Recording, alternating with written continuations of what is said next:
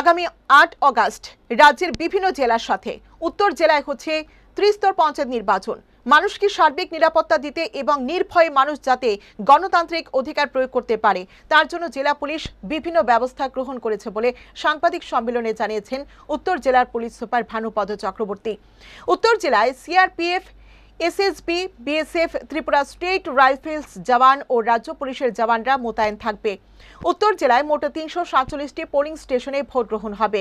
তার মধ্যে ক্রিটিক্যাল রয়েছে ৮টি, সেন্সিটিভ রয়েছে ৯০টি এবং সাধারণ রয়েছে ২৪৯টি পোলিং স্টেশন। উত্তর জেলায় ৪ কোম্পানি সিআরপিএফ জওয়ান মানুষের নিরাপত্তার জন্য ব্যবহার করা হবে। প্রতিটি পোলিং স্টেশনের পাশাপাশি সেন্সিটিভ এলাকায় নিরাপত্তা কর্মীরা থাকবে।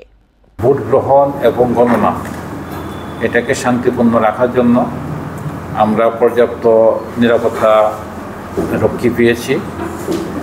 এসএসবি এসেছে, বিএসএফ এসেছে, সিআরপিএফ এসেছে। ওনারা পোলিং বুথের বাইরে ওনারা ডিউটি করবেন।